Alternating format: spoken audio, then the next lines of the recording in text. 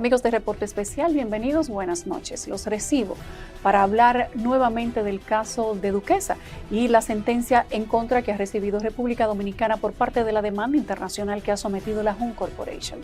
Todavía muchas cosas están ocultas en este proceso y queremos desde nuestro equipo de trabajo que esto no quede siendo una sentencia negativa para el país. Todavía estamos a tiempo y terminaremos el año probablemente, y ojalá que fuera de esta manera, tratando de hacer conciencia en el Estado Dominicano y en el gobierno de que se puede solicitar la anulación, que todavía quedan algunos días para solicitar que se anule esta sentencia y que se ordene un nuevo juicio que les evite o que nos evite a todos los dominicanos pagar más de 2.000 millones de pesos que saldrían única y exclusivamente de nuestros bolsillos. Estamos a pocos días de concluir el 2023. Nosotros queremos dejar en el ánimo de las autoridades y de todos los ciudadanos dominicanos que solamente necesitamos accionar, necesitamos despertar para accionar en contra de esta sentencia que nos va a sacar de los bolsillos más de 2.000 millones de pesos. Es injusto que el Estado Dominicano trabaje en contra de sus propios ciudadanos y que instituciones gubernamentales hayan hecho todo lo posible para que República Dominicana perdiera en este arbitraje internacional que estaba plagado de actos de corrupción que habían sido denunciados previamente en el Estado Dominicano y que, de haberse continuado una investigación penal y de haber sido responsables las instituciones que componían aquel comité de defensa y estrategia en favor del país, pues el cuento sería otro. Esta noche recibo a Lady Lynn Contreras y comparto mi conversación con ella para que conozcan de una mano directa cómo se pudo haber llevado por un buen camino el caso del arbitraje internacional de la Hunt contra República Dominicana. Todavía hay nombres que siguen ocultos y que pareciera que el mismo Estado trabaja para que no se conozcan. Sin embargo, desde aquí nuestro mensaje a las autoridades de que se defienda el derecho y el dinero de todos los dominicanos. Buenas noches, bienvenidos a Reporte Especial.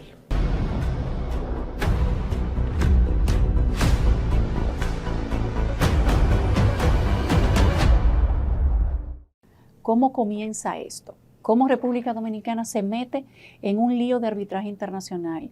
Porque nosotros sabemos que probablemente el contrato de la adquisición de los terrenos es falso, que no hubo sesión el día que ellos, de la certificación que ellos emiten, y el Congreso mismo admitió que ese día no hubo sesión. Sí, eso lo certificamos. Hay cosas que no tienen justificación de haber sucedido. O sea, ¿cómo República Dominicana pierde un caso como ese? Pero quiero que tú nos cuentes lo que tú conoces desde el principio. Ok, mira, en este caso, la competencia para coordinar la defensa del Estado ante los arbitrajes de inversión la tiene el Ministerio de Industria y Comercio. Y así, todos los casos que surgen en virtud de los tratados internacionales de inversión, arbitraje de inversión, pues es el ministerio quien coordina la defensa a través del viceministerio de Comercio Exterior, y en su momento también existía lo que era la DICOEX, la Dirección de Comercio Exterior. En la actualidad existe una Dirección de Inversión, Prevención y Defensa. Entonces, se notifica el caso al amparo del Tratado de Libre Comercio República Dominicana CARICOM. Es el primer caso, de hecho, al amparo de este tratado, por lo cual su importancia no queda en la decisión de ese caso, sino que sienta un precedente importante para el país y para la región. ¿Qué implica ese precedente? Implica que otros inversionistas en condiciones similares pudieran demandar al amparo de ese tratado a los demás países miembros, obviamente cumpliendo con algunas condiciones preestablecidas en el acuerdo, de ser inversionista, de haber aportado una inversión conforme se establecen en sus términos y demás. Pues llega el caso y se establece todo un equipo de defensa. En este caso involucraba como coordinador al Ministerio de Industria y Comercio a través de esta agencia. Estaba también la presidencia a través de la consultoría jurídica del Poder Ejecutivo, También estaba el Ministerio de Medio Ambiente, el Consejo Estatal del Azúcar, el Ayuntamiento de Santo Domingo Norte y la Consultoría Jurídica del Ministerio de Industria. ¿Cuáles son los primeros pasos que se dan? ¿Cómo se articula la defensa de República Dominicana cuando venimos del caso Duquesa, la JUN, que ya tenía varios escándalos? En los medios de comunicación todos manejábamos documentos e información de que probablemente los terrenos se habían adquirido de una manera fraudulenta, de que el contrato tal vez se había firmado con intención fraudulenta en contra del país, porque si un número de recogida, un monto, 3 pesos, no te cuadra para la recogida, ¿cómo tú firmas un contrato especificando un monto que sabes que no vas a poder sostener, pero luego entonces sometes un aumento que no estaba establecido en ese contrato y luego por eso te quejas? Hay cosas que no cuadran desde el origen del caso La JUN. Quiero saber qué se habló en la estrategia de defensa y cómo se articuló esa defensa del país para el caso de Duquesa. Como te comentaba, yo te hablo sobre la base de lo que fue mi experiencia hasta en el momento que salgo del Estado en mayo del 2021 y salvaguardando toda aquella información que por algún veto de confidencialidad no pudiera. Pues tal como tú señalas, el caso, la demanda estaba plagada de muchos cuestionamientos que apuntaban hacia una posible corrupción. De hecho, el profesor Cohen, en su opinión disidente, hace referencia a muchos de esos hechos.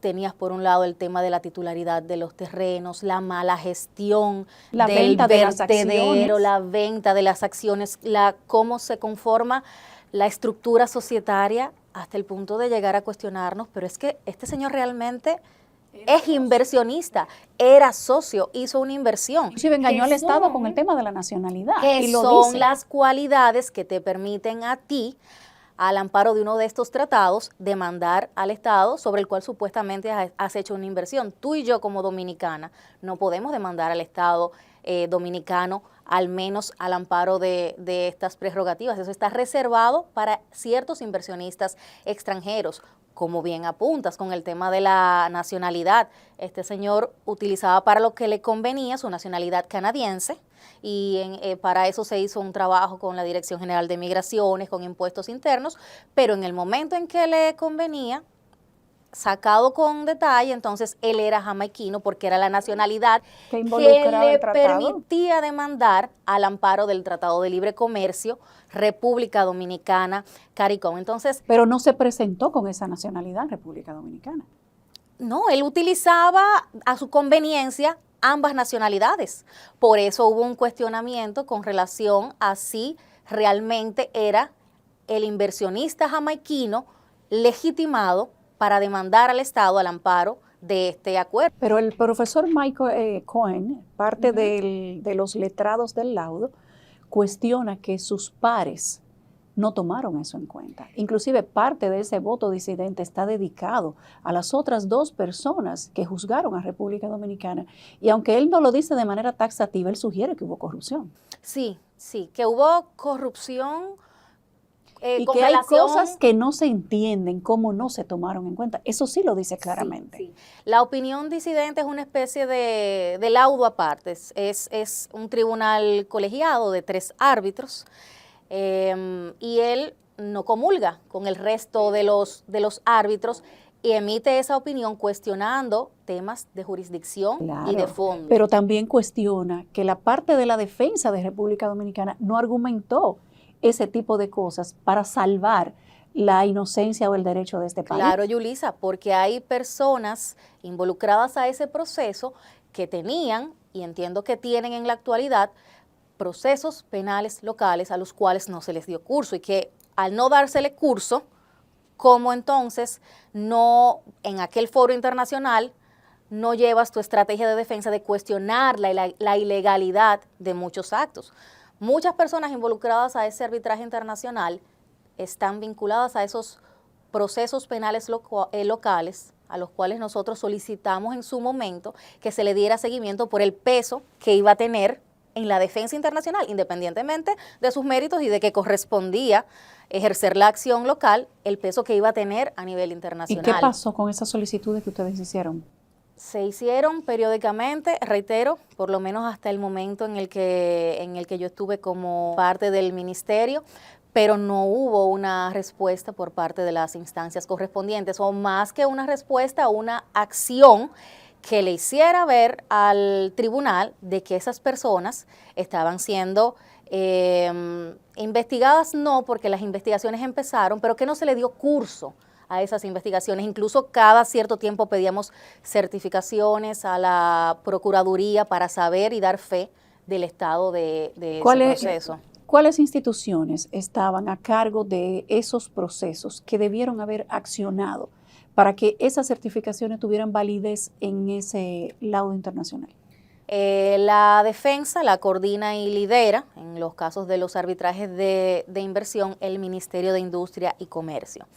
Pero independientemente de que tuviera esa competencia de liderazgo, nos preocupamos en su momento de que hubiera una mesa interinstitucional en el que diferentes actores importantes fueran parte de todas las decisiones administrativas, de estrategia y de fondo, y se sumaban la Presidencia de la República a través de la Consultoría Jurídica del Poder Ejecutivo, la Procuraduría General de la República, también la Consultoría Jurídica del Ministerio de Industria, de manera independiente, aunque estaba el Ministerio a través del Viceministerio de Comercio Exterior y en su momento la DICOEX, también la Consultoría de manera independiente, y en este caso en particular se sumaba también el Ministerio de Medio Ambiente, el Ayuntamiento de Santo Domingo Norte y el Consejo Estatal del Azúcar. ¿Qué pasó en esa reunión de estrategia de defensa, como te había preguntado?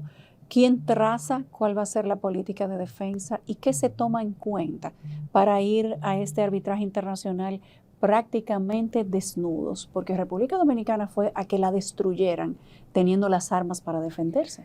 Era un caso que tenía muchos elementos para salir victoriosos si se hubieran tomado todas las acciones que varios actores debían tomar. En esa reunión pues se establecieron acciones importantes, tanto del orden penal, como las investigaciones a varias de las personas involucradas en el caso que te mencioné. Pero también el Consejo Estatal del Azúcar tenía unos encargos importantes con relación a la titularidad de los terrenos y los famosos traspasos y las certificaciones.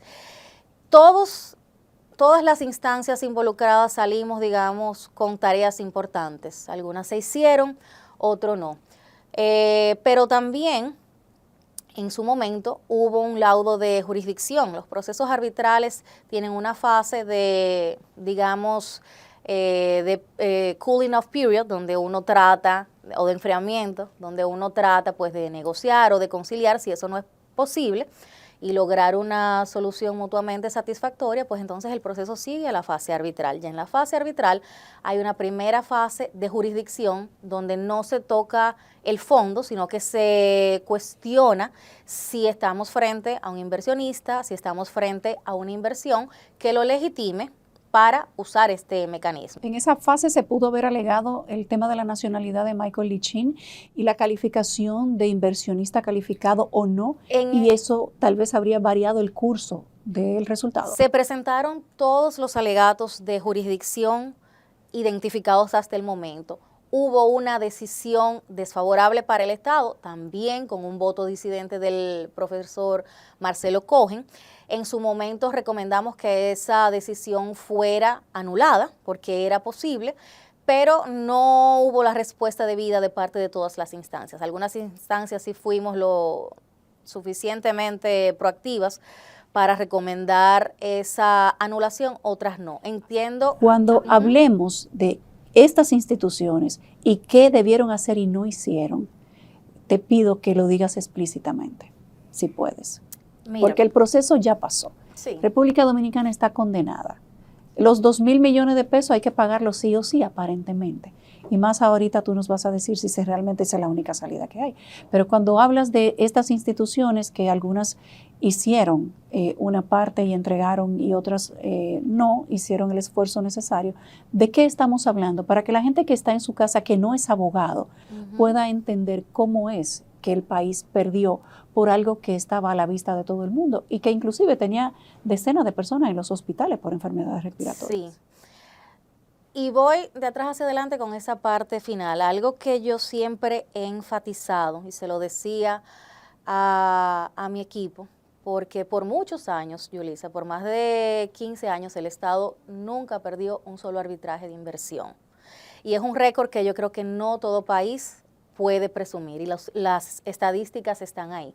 Y estos procesos son procesos no solo complejos a nivel legal, sino que son procesos, demandas económicamente muy cuantiosas, de 600 millones, 500 millones, y el total de casos ganados y o prevenidos, en su momento nosotros hicimos el ejercicio y rondaba por los más de 2.000 millones de dólares.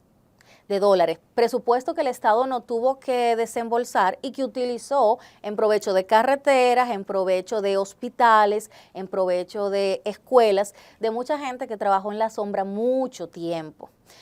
Pero el tú armar una estrategia implica, por un lado, los abogados, que son los expertos en arbitraje internacional. Tras la pausa. Aquí en Reporte Especial tenemos nuestras reservas sobre si estaban identificados con la causa que defendían. Mira, yo entiendo.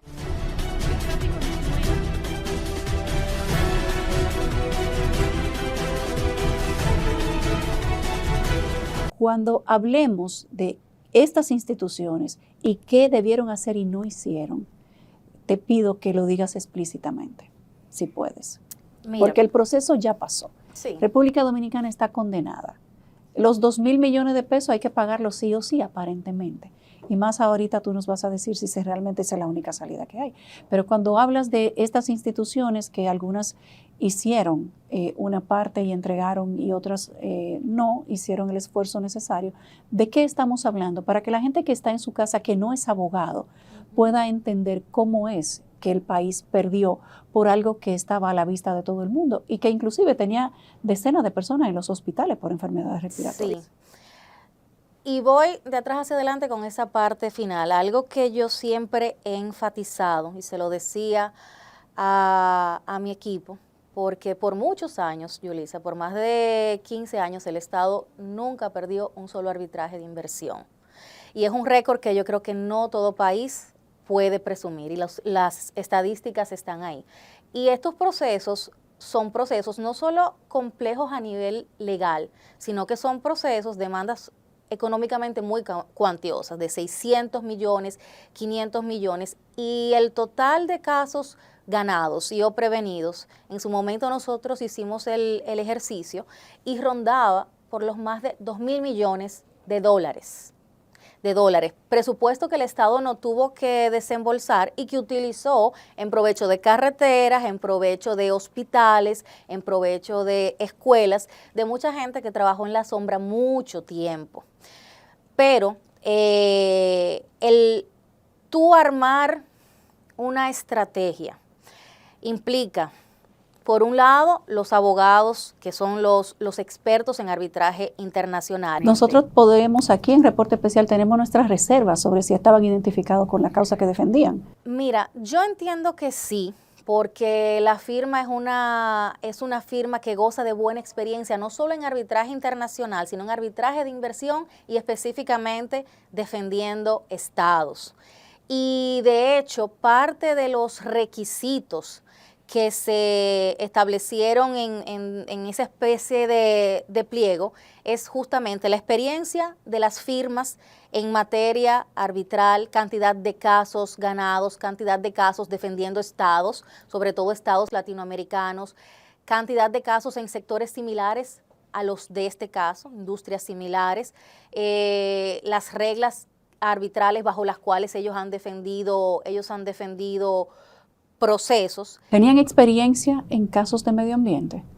la industria es uno de los sectores que se toma en cuenta. La oficina de abogados tenía experiencia. Nosotros hemos indagado en su historial y no aparecen muchos casos que tuvieran que ver con temas medioambientales, aunque sí sabemos que eran expertos en temas arbitrales para estados, pero no con temas ambientales. ¿Se verificó esa parte antes de? Mira, es una lista de requisitos, de condiciones que analizan todas y cada una de las instituciones que forman parte del Comité Interinstitucional de manera independiente. O sea, nos preocupamos por crear una mesa colegiada para este proceso de selección y de contratación. Al ser una defensa muy particular, una defensa muy específica, vamos a decir muy sofisticada, no puede ser cualquier firma. Entonces, lo que en su momento se identificó fue un proceso de solicitud directa de propuestas a unas 10, 12 firmas identificadas por todas las instituciones, el MIC, la Consultoría Jurídica del Poder Ejecutivo, la Procuraduría General de la República, en este caso el CEA, Medio Ambiente y el Ayuntamiento de Santo Domingo Norte. Vertíamos o identificábamos una serie de firmas sumadas a la base de datos que ya estaba. A todas y cada una de esas firmas se les enviaba la misma información, que por lo general es la notificación de intención de demanda, para que esas firmas hicieran una propuesta y un análisis preliminar del caso. Se establecieron una serie de indicadores o requisitos importantes, incluyendo la experiencia de la firma con esas reglas arbitrales ante ese foro, en esa industria, defendiendo estados soberanos, sobre todo estados latinoamericanos, la cantidad de casos ganados, su expertise, una serie de requisitos. Entonces, cada una de las instituciones de manera independiente hacía una lista corta de 3 firmas. Cada una de esas listas cortas se fusionaba hasta lograr por la cantidad de votos una sola lista corta, que quedaba por lo general en 3, a veces de manera excepcional en 4 firmas. Con cada una de esas firmas preseleccionadas en esa lista corta, pues se hacían reuniones, entrevistas adicionales y cada institución de manera independiente establecía un orden. De esas 3 firmas, esta entiendo que para mí es mi primera opción, esta es la segunda, esta es la tercera, hasta llegar a una decisión final. Todo eso era un proceso colegiado e interinstitucional. Curtis Malet, que fue la compañía de abogados que finalmente terminó defendiendo a República Dominicana, no estaba encabezando esa lista corta. No encabezaba la lista corta, quedó en segundo lugar de la lista corta general.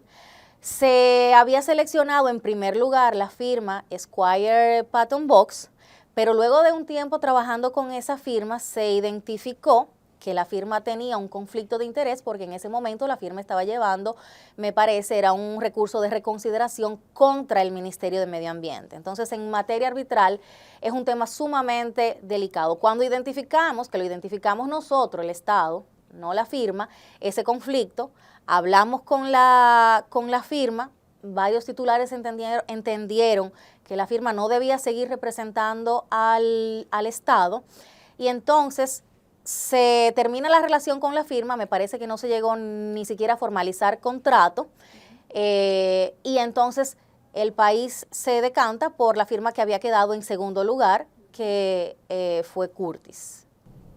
¿Cómo entiendes que se justifica el aumento de los $2.700.000 a más de $4 millones? Mira, la propuesta inicial, si bien lo recuerdo, fueron de unos 2.7 millones. A eso me parece que se le sumaron los impuestos, o sea, a los 2.7 se le calcula el 18%, se establece un monto inicial de 3.6 millones, me parece que fue que quedó.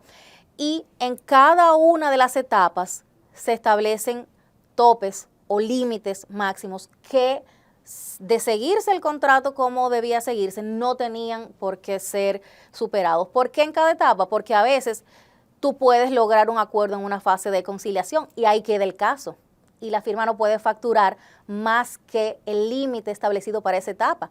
O pudimos haber ganado en jurisdicción y ahí quedaba el caso. Entonces el empeño fue siempre de control, porque hubo unos, vamos a decir, intentos con los primeros casos en que los contratos fueran llave abierta.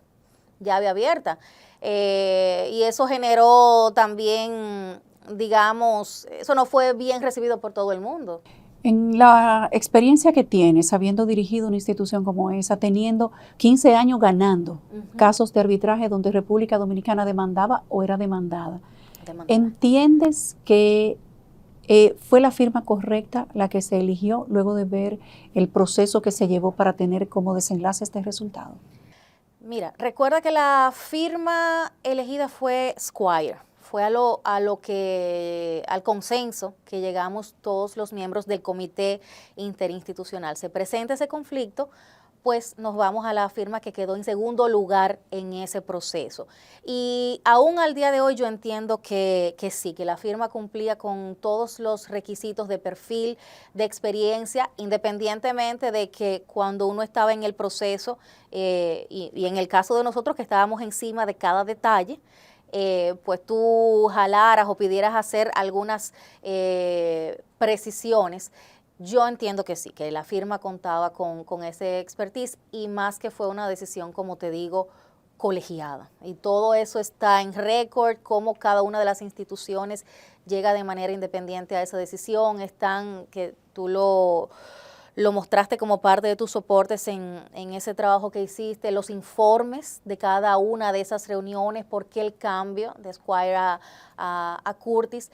Y aún con el resultado, yo entiendo que es una firma que goza del respaldo y de una trayectoria y experiencia muy, muy sólida, específicamente defendiendo estados en arbitrajes de inversión. Hay firmas que te defienden, tanto inversionistas como estados. Hay algunas que se inclinan hacia la defensa de una línea estatal exclusivamente y esta es una de ellas. Háblame de la defensa. Tú eres abogada especialista en procesos de litigación internacional, 15 años, 16 años en procesos idénticos, similares y distantes de este también. Háblame del proceso de defensa. ¿Por qué perdió República Dominicana? Yo siento que perdió, pienso, y obviamente es mi opinión personal, pienso que perdió porque muchos actores, muchas instituciones, muchos titulares no hicieron la tarea que tenían que hacer en el orden penal, en el orden procedimental, en el orden también vinculado al tema de la titulación y las certificaciones de traspasos. Había muchos elementos para ganar. De la firma, te reitero, yo creo que ellos hicieron un gran trabajo. Hay que mencionar también que el tribunal, tú conformas un tribunal arbitral apostando a lo mejor, pero ellos tienen su discreción y el tribunal es el caso. En arbitraje el tribunal es el caso. Pero siento que pudo haber sido otro el resultado o al menos se hubiese tenido la tranquilidad de haber hecho todo lo que estaba en nuestras manos si se hubieran hecho muchas cosas que se recomendaron y no se hicieron. ¿Cuáles fueron esas cosas? Quiero saber, porque queremos estar seguros del trabajo que hizo DICOEX en ese proceso, porque es ahí donde recae la mayor parte de la responsabilidad a los ojos de quienes miran desde afuera. ¿Qué recomendó DICOEX? Sí, en DICOEX recae la coordinación, el recopilar todas las pruebas, las opiniones de todas las instituciones que forman parte de ese comité colegiado. Pero, como te comentaba, hubo investigaciones en el orden penal a las cuales no se les dio curso. Hubo posibles anulaciones de laudo, en específico el laudo de jurisdicción, que pudieron hacerse y no se hicieron.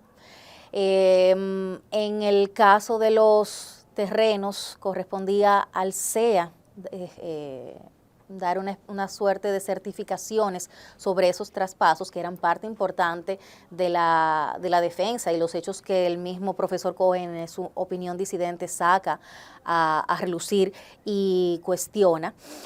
Pero también muchas opiniones no llegaban oportunamente. ¿Cómo y cuáles? te digo, son años de defensa, pero los temas administrativos, los temas de fondo, el recabar las pruebas, era sumamente difícil. Cuando hablabas ahorita de procedimientos de jurisdicción que no se hicieron y de investigación penal, podemos entrar en estos temas y ver qué se debió haber hecho, qué faltó y que eso impactó directamente en la decisión que se dio internacionalmente. Sí. En el caso del laudo de jurisdicción, es una primera decisión que emite el tribunal, en lo cual se cuestiona, por lo general, el demandado, si hay jurisdicción, si el tribunal, si los árbitros tienen competencia para conocer el caso. Entonces, en arbitraje existe el principio competence. El árbitro tiene la competencia de las competencias. Tú eres árbitro, te designan como árbitro y yo entiendo que tú no tienes las cualidades o que no se cumplen ciertos requisitos para conocer el caso, yo voy donde ti mismo para que tú evalúes tu propia competencia. En ese caso, el tribunal determinó en mayoría, con opinión disidente del profesor Marcelo Cohen, que sí había jurisdicción. Esa es una decisión aparte de la decisión de fondo que tuvimos ahora. Entonces, esa decisión por sí es una sentencia, es un laudo que pudo ser atacada a nivel de anulación y no se hizo. ¿Quién debió atacar?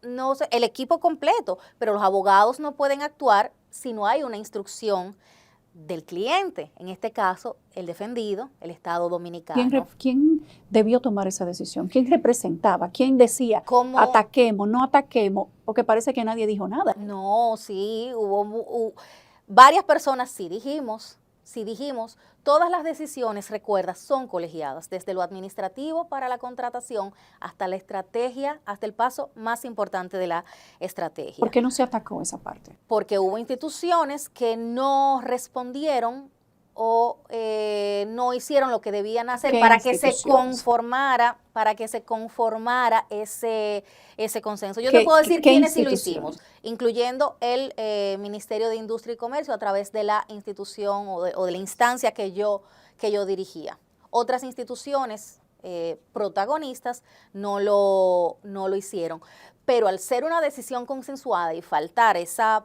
patita de la mesa, no podíamos elevarlo a los abogados y por lo tanto ellos no podían ejecutar una solicitud de anulación de esa decisión que quizás hubiéramos ganado ahí.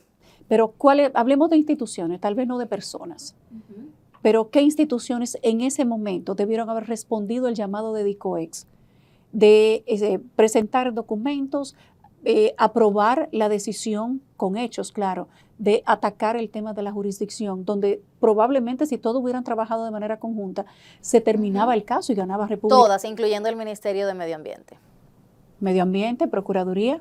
La Consultoría Jurídica del Poder Ejecutivo, el Ayuntamiento de Santo Domingo Norte y el SEA. No estoy diciendo que todas se mostraron inertes. Yo te dije quién sí actuó, en el caso del Ministerio de Industria, y que muchas otras no lo hicieron, incluyendo el Ministerio de Medio Ambiente.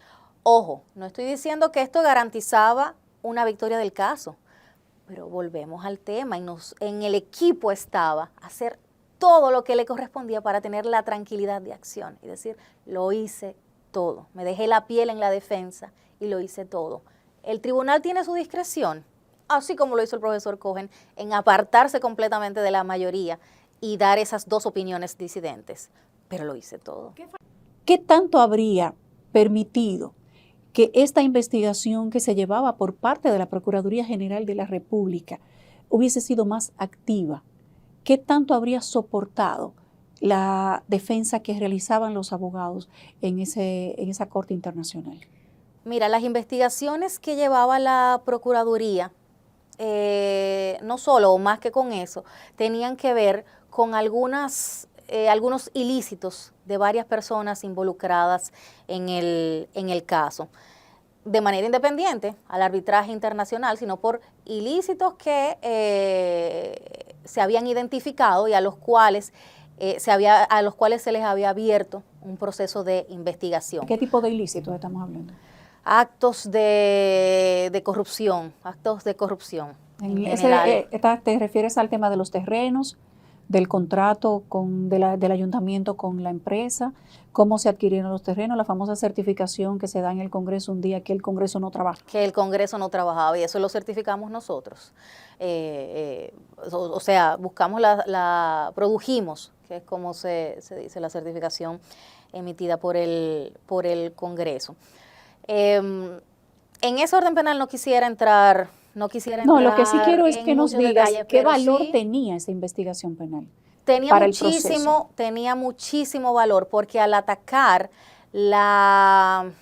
digamos, la ética o de confirmarse las acciones que la Procuraduría aquí estaba investigando, iba a incidir en la calidad de esas personas en el arbitraje internacional por su vinculación. O sea, de nuevo, con esto no puede nadie afirmar que eso garantizaba una victoria del caso, pero iba a tener un peso importante en la defensa y nueva vez hubiésemos dicho, se hizo todo lo necesario. Y de hecho, en esa famosa o en esa reunión tan importante que te mencioné, fue una de los encargos con los cuales quedamos y que se identificaron de cara a la defensa del proceso. Quiero preguntarte cómo se justifica la cesión y transferencia de la posición del contrato de prestaciones de servicios legales de Curtis a favor del Ministerio de Medio Ambiente. Sí. Mira, al ser estos procesos por montos tan significativos, nosotros hicimos en su momento un ejercicio. Los estimados de defensa, en el caso de los abogados, suelen estar entre unos 3-4 millones de dólares. Es un presupuesto muy importante. Al momento que surge un caso, no todas las instituciones tienen ese presupuesto disponible. Entonces, se pide ayuda en el mejor de los sentidos a quien tiene fondos disponibles, el Ministerio Administrativo de la Presidencia. Por eso el contrato originalmente se firma entre el bufete de abogados y el Ministerio Administrativo de la Presidencia. Pero ¿qué pasa, Yulisa? Que mientras esté otra instancia del Estado pagando, la institución cuya medida ha generado el arbitraje, vamos a decir que no le duele o no tiene esa consecuencia pedagógica de aprender que mi acción, mi decisión, le produjo este caso al Estado, entre muchas otras razones. Y se entendió que lo correcto era que esos gastos los asumiera el Ministerio de Medio Ambiente, por ser, digamos, una de las instituciones principales involucradas con este proceso. Entonces, por eso se hace ese traspaso del Ministerio Administrativo al Ministerio de Medio Ambiente. A partir de ahí, ellos asumen los gastos de defensa de los abogados, de los expertos y demás. Tras la pausa. ¿Podríamos estar en plazo todavía? Podríamos estar en plazo, pero...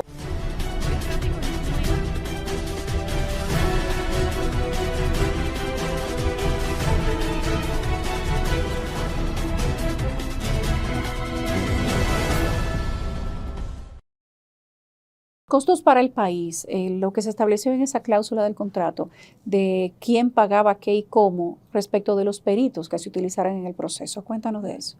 Te decía que son presupuestos significativos que no comprende solo la partida de defensa de los abogados, sino que tiene también expertos y peritos, gastos de testigos, gastos de audiencias, las tasas o gastos de la institución que administra o funge como secretaría del caso, entre muchos otros.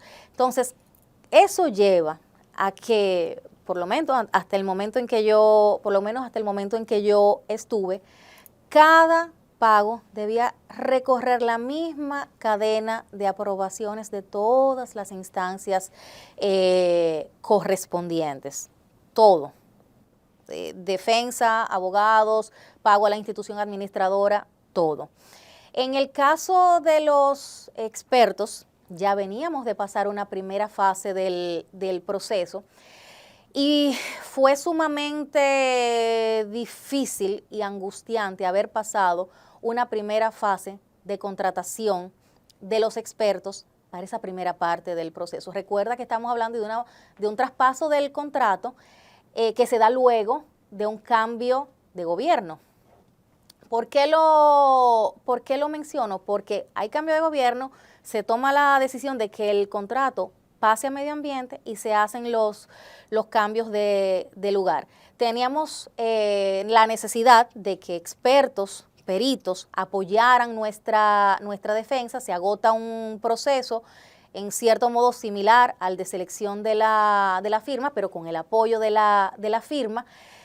Al ver un retraso importante de los pagos, en ese momento creo que la firma tuvo que, digamos, hacerse cargo de los expertos, y ya luego con la modificación, para que no pasara el mismo proceso y retrasarnos con los expertos, porque llegó un momento en que ellos no querían trabajar si no se les pagaba, el mecanismo que se identificó fue establecer la posibilidad de que la firma contratara los expertos para que el mecanismo fuera más expedito, y eso se les reembolsaba a la firma, estableciéndose el tope que se estableció, que parecerá significativo, pero en su momento yo recuerdo que hubo una firma de expertos que después no quería trabajar con nosotros porque entendía que era muy poco. Pero ese fue el mecanismo, para que en la segunda fase del caso no pasara lo mismo y no poner en riesgo la defensa en lo que tenía que ver con esos insumos de los expertos.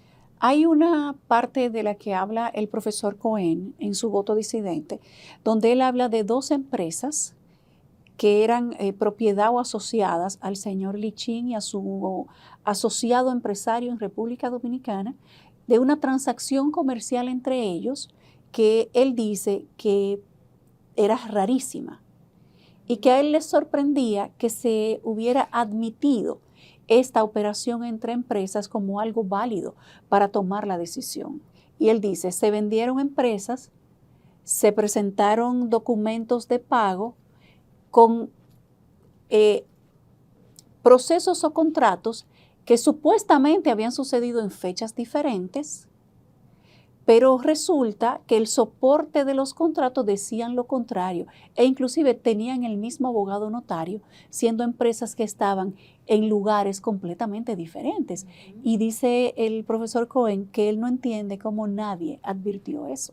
Sí, pero fue parte de la defensa para atacar el hecho de que no había una inversión, ese entramado de empresas y cómo se dio la adquisición de acciones. Fue parte de la defensa del Estado para cuestionar el hecho de que estuviéramos frente a un inversionista o frente a una inversión. ¿Cómo se perdió con ese argumento? Porque es muy evidente en los documentos. Una persona que está estudiando Introducción al Derecho 101 es capaz de notar lo que pasa entre esas 2 empresas. Inclusive hay una responsabilidad para un empresario local dominicano que era la contraparte de Michael Lichín, que no aparece su nombre en ninguna parte del proceso, por cierto. Sí, te reitero, fue parte de los argumentos de defensa, como tú dices, es más que evidente y ciertamente fue una sorpresa que no se haya acogido, sobre todo en una fase de jurisdicción, como algo a favor del Estado, y tal como el profesor Cohen señala en su opinión. ¿Qué le queda por hacer a República Dominicana frente a este caso? ¿Hay opciones? Ay, Yulisa, sí, no solo frente al caso, sino también frente al tema. Frente a esta decisión, queda la posibilidad de solicitar la anulación del laudo. Lo cierto es que la anulación responde a causales muy específicos, no es como una apelación, sino que se anula o se solicita la anulación de un laudo cuando se cumplen por lo general 4 o 5 condiciones o hechos muy específicos. Es algo un poco cerrado, pero puede verse la posibilidad y yo creo que habría méritos al menos de analizar esa posibilidad. No es tomar una decisión a la ligera, pero que ese órgano colegiado se siente en la mesa y analice esa posibilidad.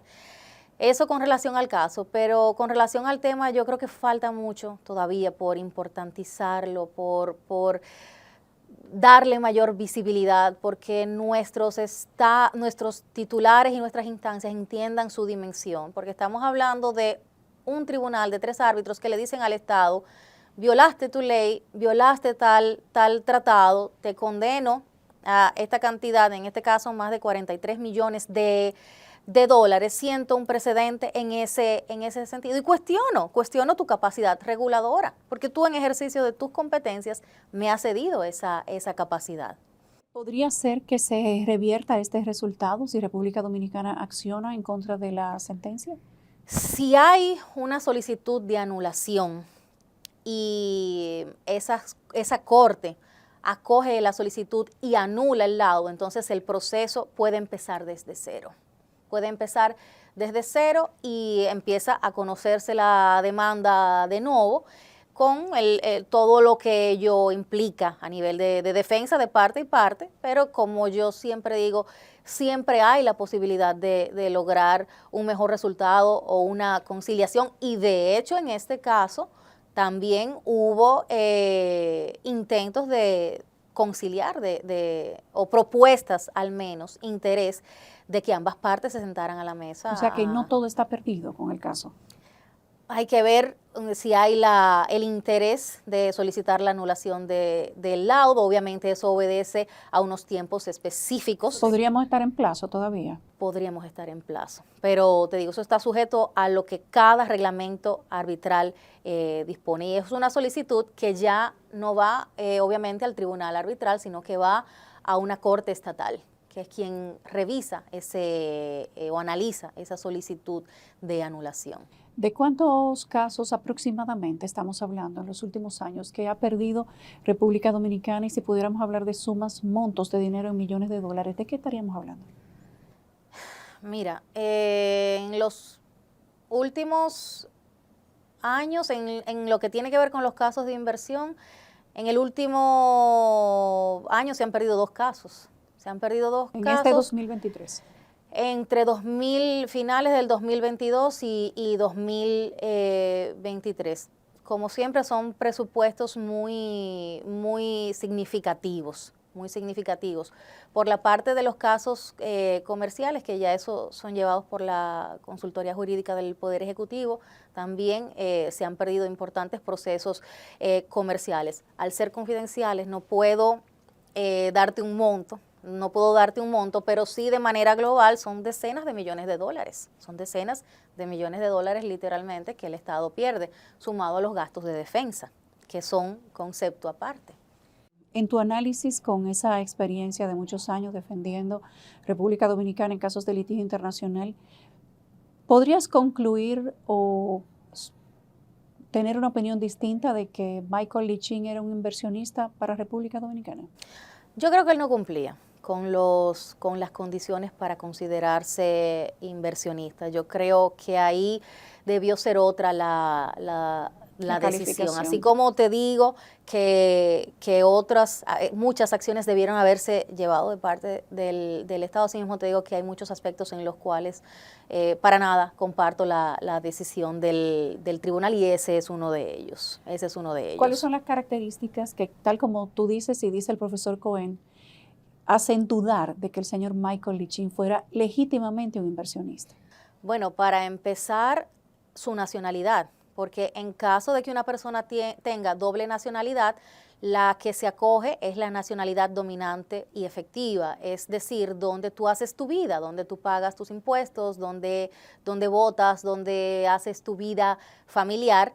Y en el caso de él tenía tanto la nacionalidad canadiense como supuestamente la jamaiquina, pero él de una manera muy conveniente usaba una y otra nacionalidad a su antojo, pero predominaba la nacionalidad canadiense, si a eso vamos. Y para eso se hizo un trabajo en su momento con la Dirección General de Migraciones, con Impuestos Internos, que soportaban ese argumento, que soportaban ese argumento. Donde tú haces tu vida, obviamente tienes que probarlo, y esas pruebas estaban. Entonces, es tu nacionalidad dominante y efectiva, y entiendo que él no cumplía con esos requisitos para acogerse a los beneficios y al mecanismo del tratado. ¿Qué otras características hacían dudar que Michael Lichin fuera un inversionista real, con buena intención y efectivo para República Dominicana? El mismo entramado societario, cómo se dieron los aportes, cómo se dio la adquisición de las acciones, no nos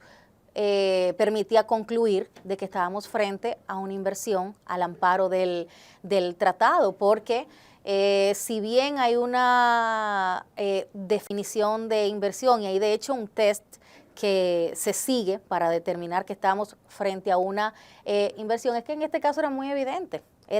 No había, como dice el mismo profesor Cohen, no había ni siquiera que llegar al Salini test. Era muy evidente de que no estábamos frente a un inversionista o frente a una inversión. El mismo tema que comentábamos ahorita del entramado societario, cómo se dieron las adquisiciones, no, pero que es de manera indirecta, no, tampoco.